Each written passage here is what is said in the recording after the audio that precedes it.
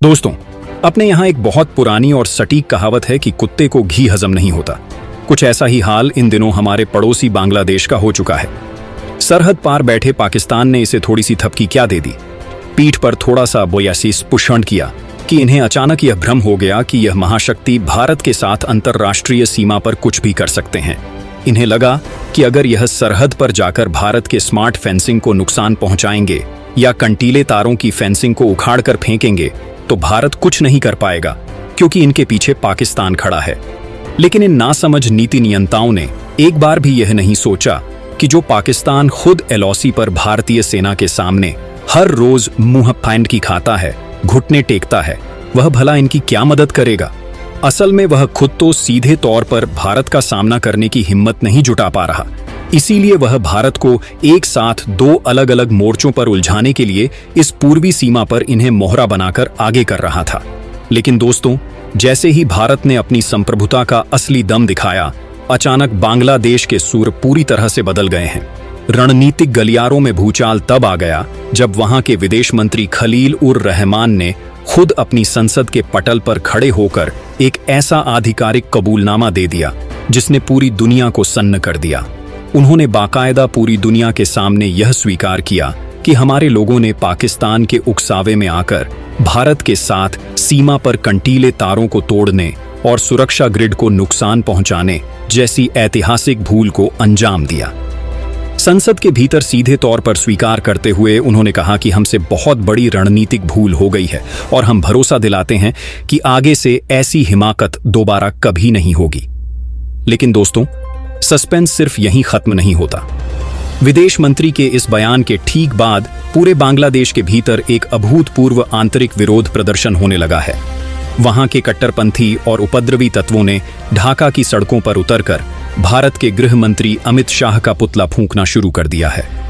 प्रधानमंत्री नरेंद्र मोदी के खिलाफ अत्यंत आक्रामक नारेबाजी की जा रही है।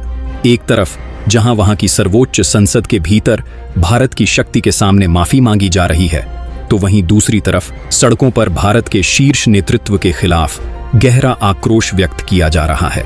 दिल्ली के नॉर्थ ब्लॉक में जैसे ही पुतले फूंके जाने और भारतीय संप्रभुता का अपमान करने की यह खबर पहुंची, गृह मंत्री अमित शाह ने बिना एक सेकंड की देरी किए एक ऐसा फौलादी और अचूक आदेश जारी कर दिया कि सरहद से सटे सीमा पार के गांव रातों रात खाली होने लगे हैं।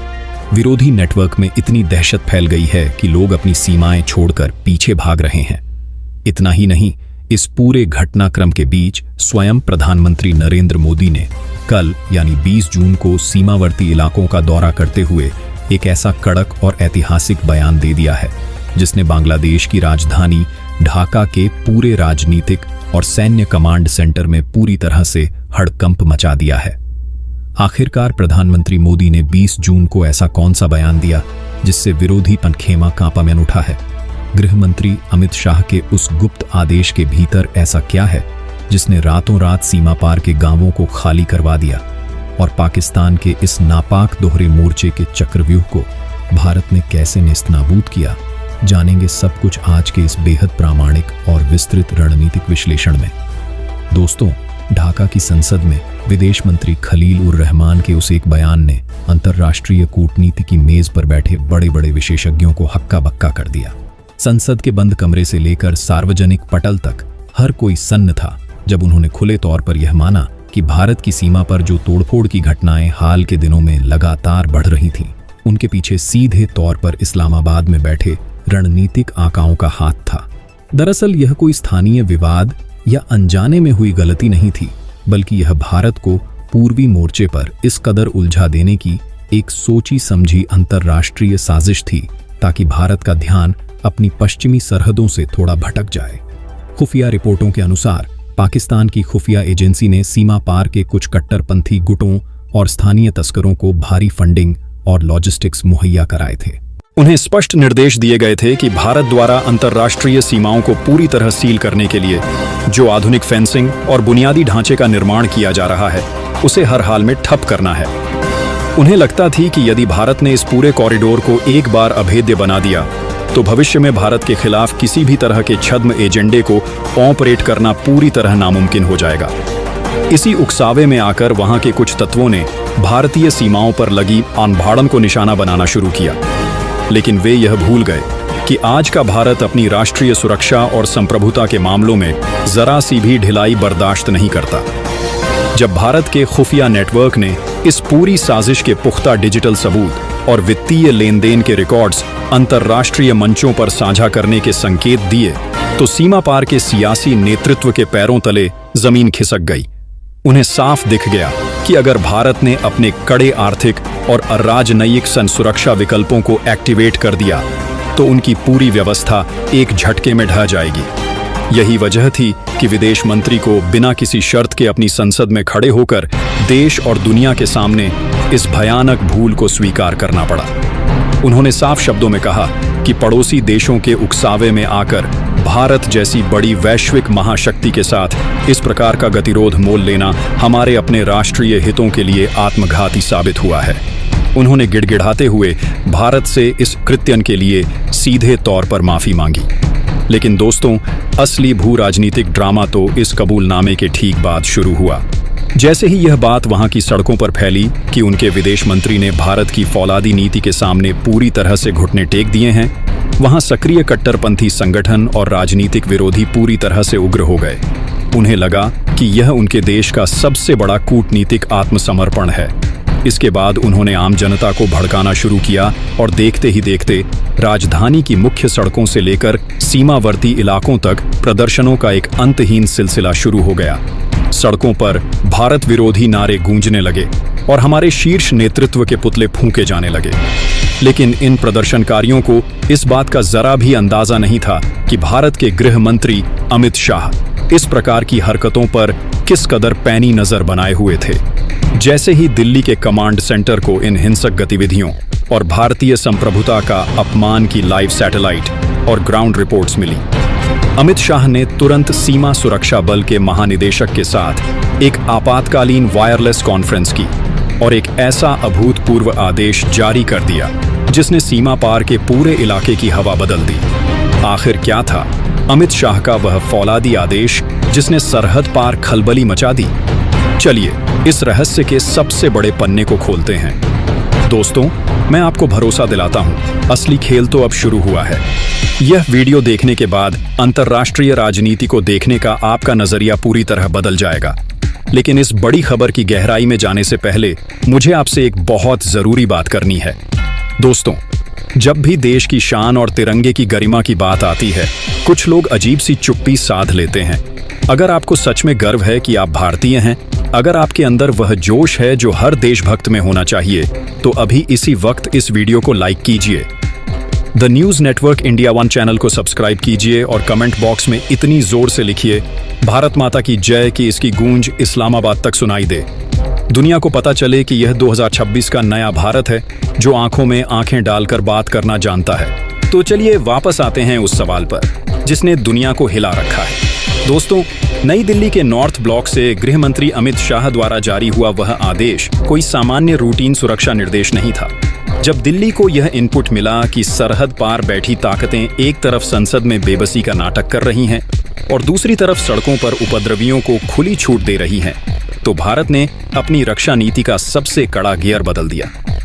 अमित शाह ने स्पष्ट शब्दों में सुरक्षा बलों को निर्देश दिया कि अंतर्राष्ट्रीय सीमाओं के 5 किमी के दायरे के भीतर किसी भी प्रकार की संदिग्ध गतिविधि या भारत विरोधी जमावड़े को राष्ट्रीय सुरक्षा के लिए सीधा खतरा माना जाए और उस पर बिना किसी हिचकिचाहट के तत्काल और कठोरतम कार्यवाही की जाए। इस आदेश के लागू होते ही सीमा सुरक्षा बल ने अग्रिम चौकियों पर अपनी रणनीतिक स्थिति को अत्यंत आक्रामक मोड में ला दिया। सीमा से सटे संवेदनशील सेक्टर्स में आधुनिक बख्तरबंद वाहनों की गश्त रातों रात 3 गुना बढ़ा दी गई। लेकिन दोस्तों, इस फौलादी आदेश का जो सबसे बड़ा और अप्रत्याशित असर हुआ वह सीमा पार के उन इलाकों में देखने को मिला जहां से अक्सर भारत विरोधी तत्वों को शरण मिलती थी।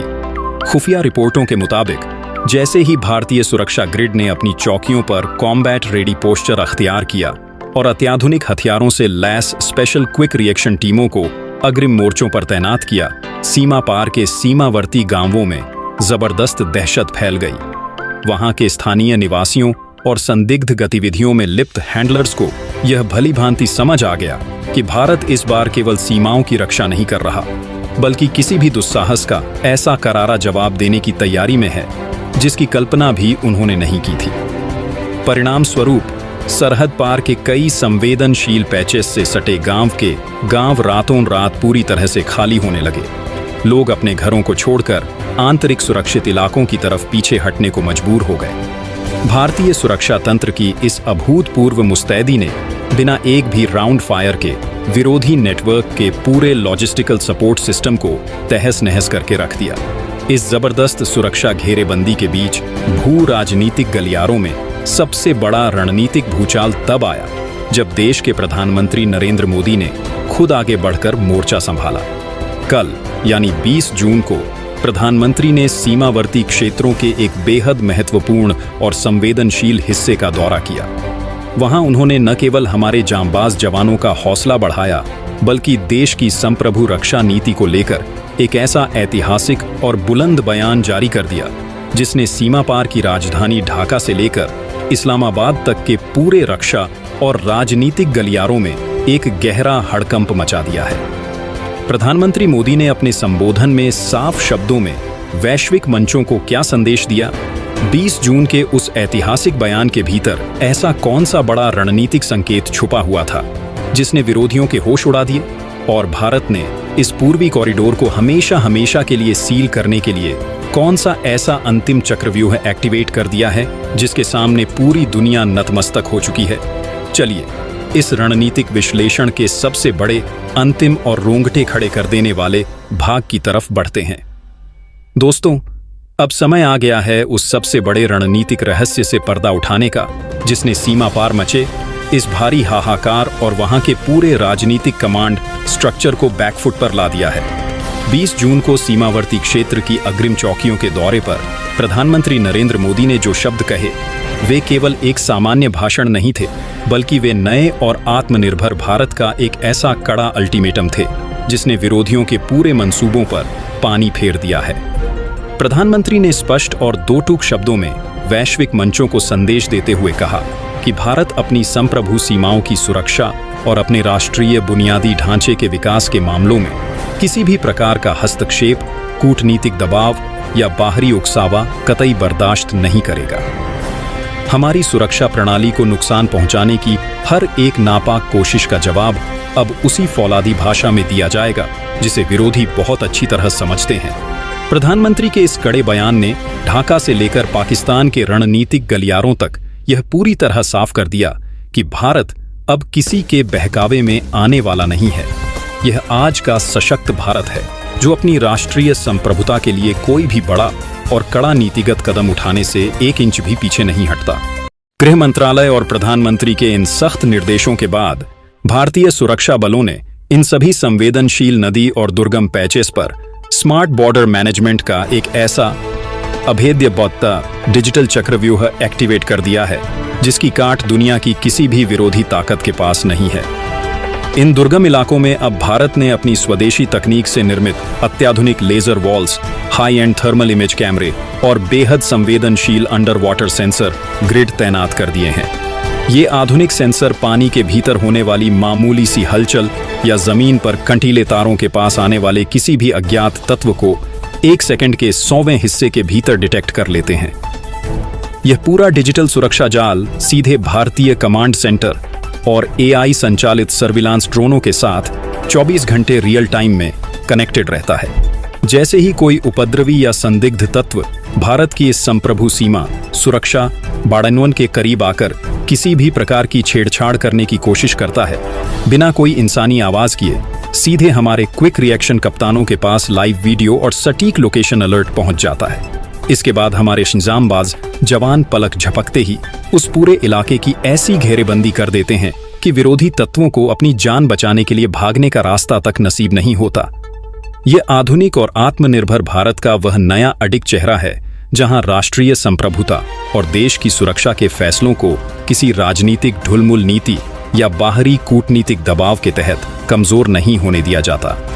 दिल्ली के नॉर्थ ब्लॉक से जारी हुए इस फौलादी फैसले और हमारी सीमाओं पर तैनात वीर जवानों की अटूट मुस्तैदी ने सीमा पार के पूरे नीतिगत और सैन्य कमांड स्ट्रक्चर को यह कड़ा संदेश दे दिया है कि यदि किसी भी दुस्साहसी ताकत ने हमारे जांबाज जवानों के फौलादी इरादों को चुनौती देने की हिमाकत की, तो उसका अंजाम उस पूरे विरोधी नेटवर्क के कूटनीतिक और आर्थिक अस्तित्व के लिए अत्यंत विनाशकारी साबित होगा।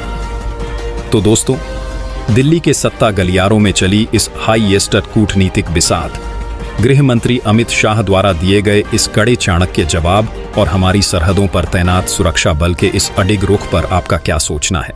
क्या आपको भी लगता है कि भारत को बिना किसी बाहरी कूटनीतिक दबाव या बहकावे में आए अपनी अंतर्राष्ट्रीय सीमा पर चल रहे इस आधुनिक फेंसिंग और डिजिटल डिफेंस इंफ्रास्ट्रक्चर के प्रोजेक्ट को इसी तरह युद्ध स्तर पर आगे बढ़ाते हुए तुरंत पूरा कर देना चाहिए?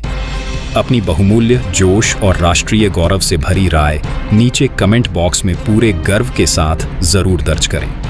अगर आप भी हमारे इन वीर जवानों के सर्वोच्च समर्पण, उनके अथक संघर्ष और भारत माता की अखंड संप्रभुता का पूरे दिल से समर्थन करते हैं, तो कमेंट बॉक्स में जय हिंद, वंदे मातरम लिखना बिल्कुल मत भूलिएगा।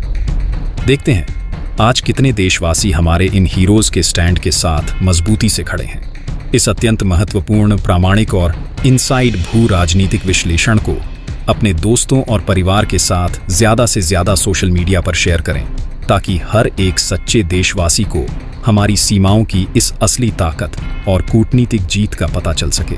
वीडियो को एक छोटा सा लाइक ज़रूर दें और राष्ट्र सुरक्षा तथा वैश्विक राजनीति से जुड़ी ऐसी ही हर एक बड़ी, सच्ची और खोजी न्यूज़ सबसे पहले पाने के लिए the news network India channel को तुरंत सब्सक्राइब करके बेल आइकन को ऑल पर सेट कर लीजिए। मिलते हैं अगले किसी बेहद धमाकेदार और रणनीतिक विश्लेषण के साथ। तब तक के लिए स्वस्थ रहिए, मुस्तैद रहिए और जुड़े रहिए हमारे साथ। जय हिंद, जय भारत।